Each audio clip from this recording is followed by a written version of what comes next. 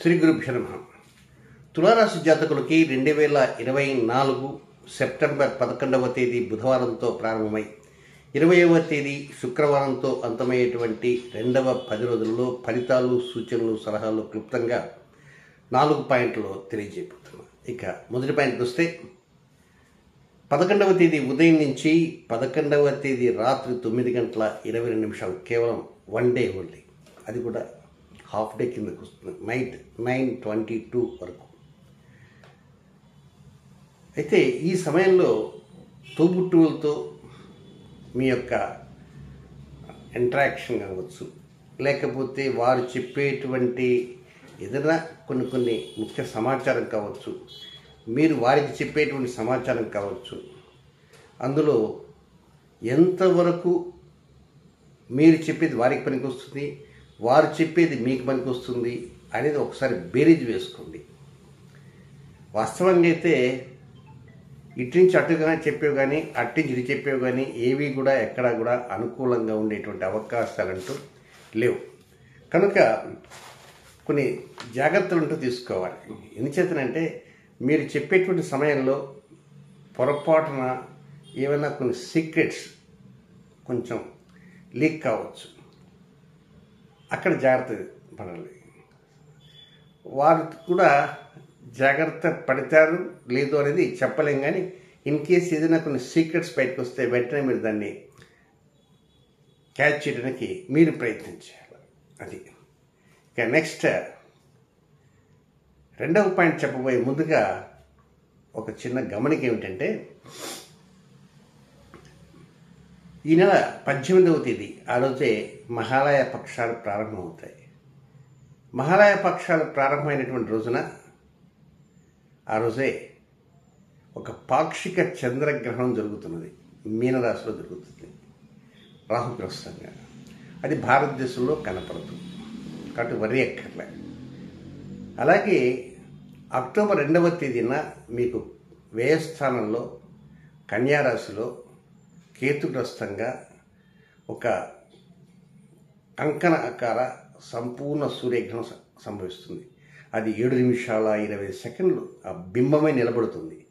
చాలా పెద్ద గ్రహణం, అది కూడా భారతదేశంలో కనపడదు. ఈ 2 గ్రహణాలు భారతదేశంలో కనపడవు, కానీ దాని యొక్క ఇంపాక్ట్ కొద్ది గొప్ప ఉన్నప్పటికీ కూడా దాని గురించి మీరు కంగారు పడాల్సిన అవసరం లేదు.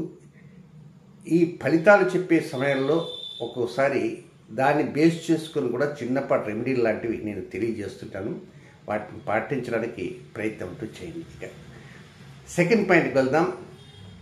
11వ తేదీ రాత్రి 9:22 ప్రారంభమై 16వ తేదీ ఉదయం 5:44 వరకు ఉన్నటువంటి సమయం అంతా ఇది కొంచెం ఆరోగ్యపరంగా, ఉద్యోగపరంగా, వ్యాపారపరంగా, వృత్తిపరంగా, సంతానపరంగా, వాహన అంశాలలో ఏదో కొంత అనీజీనెస్ ఉండటము, అనుకున్నట్లుగా జరగకపోవటము, ఊహించకుండా ఉన్నటువంటిది జరగటము, అంటే అదేం ప్లస్ కాదు, కొంత మైనస్సే.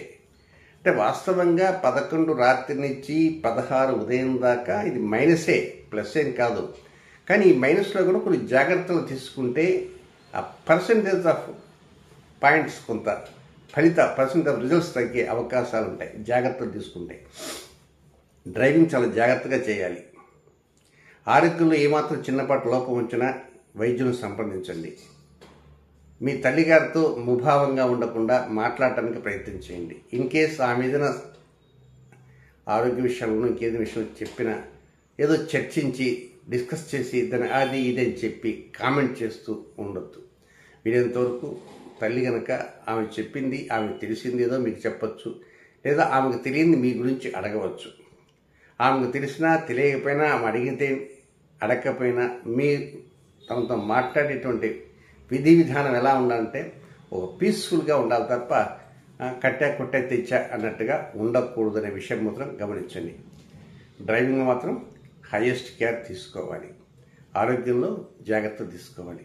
ఉద్యోగంలో అనవసరంగా ప్రక్కవాడి గురించి మీరు ఎక్కడ కామెంట్ చేయవద్దు. పై అధికారుల గురించి ప్రక్క వాళ్ళతో కామెంట్ చేయవద్దు. ఎవరైనా మీరు పై అధికారి గారు కొత్తగా వచ్చారు కదా, ఏంటంటే కొత్తగా వచ్చారు, చాలా మంచివారండి, చాలా మంచివారు ఉన్నారు, లేదట ఆయన ఏదో కొంచెం ఇబ్బందికరంగా ఉండేటువంటి వ్యక్తి అని తెలిసింది.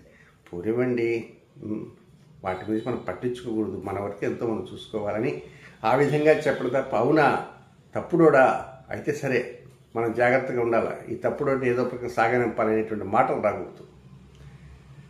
ఎందువల్లంటే మీరు చెప్పిన మాటలు ఏదో ప్రకారంగా బాస్ దగ్గరికి వెళ్ళిపోతాయి.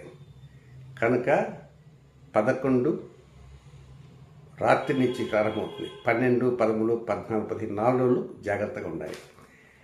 నెక్స్ట్ ఇంకా 3వ పాయింట్, 16వ తేదీ ఉదయం 5:44 నుంచి 20వ తేదీ ఉదయం 5:15 వరకు ఇది చాలా అనుకూలంగా ఉంటుంది. ఈ పాయింట్లోనే మీకు నేను గుర్తు చేసేది ఏంటంటే 18వ తారీఖే గ్రహణ సంబంధం. అది పాక్షిక చంద్రగ్రహణం మీకు 6వ స్థానంలో జరుగుతుంటుంది. ఒక విధంగా ఈ 3వ పాయింట్ డెవలప్మెంట్స్ వస్తాయి. ఉద్యోగులలో, వృత్తిలోను, లాభస్థానంలోను, నెక్స్ట్ రుణభారం తగ్గటంలోనూ, లేక ఆరోగ్యంలో కొంత మెరుగైన పరిస్థితి కనపడుతున్నట్టుగా రిపోర్ట్స్ అవటం కానీ, అలాగే శత్రుజయం కలగటం కానీ, దంపతుల మధ్య సరైనటువంటి అన్యోన్యత లేకుండా ఉంటే ఇప్పుడు అన్యోన్యత కలగటం కానీ, ప్రేమికుల మధ్య మంచి సుహృద వాతావరణం కలగటం, భాగస్వామ్య వ్యాపారాలు కావచ్చు, జీవిత భాగస్వామి కావచ్చు, దంపతులు, ప్రేమికులు, లివింగ్ రిలేషన్లో ఉండేవారు, ఇలాంటి వారందరికీ అనుకూలతలు చక్కగా ఉంటాయి. అయితే 18వ తేదీ ఆ రోజు కొంచెం మీరు ఆ గ్రహణ సంబంధంగా ఉందనే ఉద్దేశంతో కొంతవరకు మీరు కొన్ని ముఖ్య అంశాన్ని మర్చిపోయేటువంటి అవకాశం ఉంది. మహాలయ పక్ష ప్రారంభం కూడా అదే రోజు అవుతుందన్నమాట. అందుకోసం మీరు ఏం చేయాలంటే ఈ 3వ పాయింట్ ప్రారంభానికి ముందే, అంటే 15వ తేదీ ఆదివారం, ఆ రోజు నక్షత్రం శ్రవణ నక్షత్రం. శ్రవణం అంటే దానికి అధిపతి చంద్రుడు. కనుక ఆదివారం నాడు వీలైనంత వరకు మీరు మధ్యాహ్నం తర్వాత రాత్రి 7 గంటల లోపల, ఉదయం నుంచైనా పర్వాలే, మధ్యాహ్నం తర్వాత రాత్రి 7 గంటల లోపల అవకాశం ఉన్నంత మేర వైట్ డ్రెస్ మాత్రం ధరించవద్దు. I'm repeating the same sentence once again. 15వ తేదీ ఆదివారం ఉదయం నుంచి రాత్రి లోపల, లేదా కనీసం మధ్యాహ్నం నుంచి రాత్రి లోపల వైట్ డ్రెస్ను మాత్రం ధరించవద్దు. ఇన్ కేస్ ధరిస్తే ఏమవుతుందంటే కొంచెం 17, 18 తారీఖులో చక్కగా అనుకూల పరిస్థితులు వచ్చేటువంటి టైంలో ఏదో ఎవరితో ఎవరు కలహం పెట్టేసుకుంటారు. కలహం పెట్టుకున్న కారణంగా అది కొంచెం వచ్చేటువంటిది కొద్దిగా వాయిదా పడేటువంటి అవకాశాలు అంటూ ఉంటాయి. కనుక ఈ చిన్న జాగ్రత్త తీసుకోవడానికి ప్రయత్నం అంటూ చేయండి. ఇక లాస్ట్ 4వ పాయింట్, 20వ తేదీ ఉదయం 5:15 నుంచి 20వ తేదీ అర్ధరాత్రి వరకు ఉండే సమయం. ఇది సస్సేమీర అనుకూలం కాదు. దీని అష్టమచంద్ర దోష సమయం అంటారు. కానీ ముఖ్య కార్యక్రమాలు శ్రీకారం చుట్టవద్దు. వీలైనంత వరకు ఈ కార్యక్రమాల్లో, ఈ సమయంలో కొంత ముఖ్య కార్యక్రమాలకి మీద ఇంట్రెస్ట్ మాత్రం చూపించవద్దు. అంటే ప్రారంభాలు, కొనుగోళ్ళు, రిజిస్ట్రేషన్స్ అలాంటివి ఏమి కూడా ఈ టైంలో పెట్టుకోకండి. రొటీన్ కార్యక్రమం మాత్రం చక్కగా చేసుకోవచ్చు. ఇప్పుడుది 20వ తేదీ ఉదయం నుంచి అర్ధరాత్రి వరకు.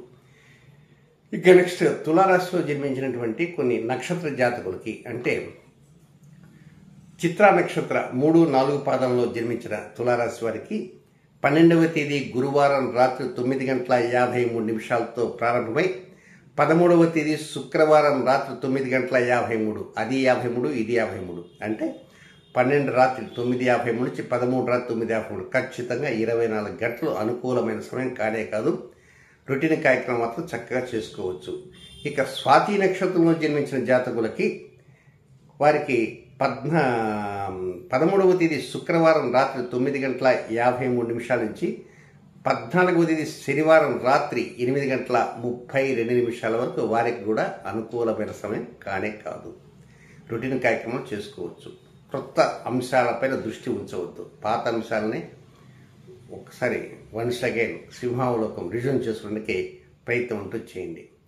నెక్స్ట్ 3వ నక్షత్రం విశాఖ నక్షత్ర 1, 2, 3 పాదాల్లో జన్మించిన తులారాశి జాతకులకి 14వ తేదీ శనివారం రాత్రి 8:32 ప్రారంభమై 15వ తేదీ ఆదివారం సాయంత్రం 6:49 ముగింపు జరుగును. కరెక్ట్గా శ్రవణ నక్షత్రం అదే టైంతో వెళ్ళిపోతుంటుంది అనమాట. కనుక ఈ సమయంలో కొత్త కార్యక్రమాలకు శ్రీకారం చుట్టుకుని ఎవరు విశాఖ వారు పాత కార్యక్రమాలకి ప్రాధాన్యత ఇవ్వడానికి ప్రయత్నం చేయండి. ఏది ఏమైనప్పటికీ 15వ తేదీ ఆదివారం ఉదయం నుంచి రాత్రి లోపల లేదా కనీసం మధ్యాహ్నం నుంచి రాత్రి లోపల తెలుపు దుస్తులు ధరించకుండా ఉండటానికి ప్రయత్నం ఉంటూ చేయండి. ఇది ఆ గ్రహణ ప్రభావాన్ని దృష్టిలో ఉంచుకొని ముందు జాగ్రత్త చర్యగా ముందుగా ఇస్తున్నటువంటి చిన్నిపాటి పరిహారం అని గమనించాలి. శుభం.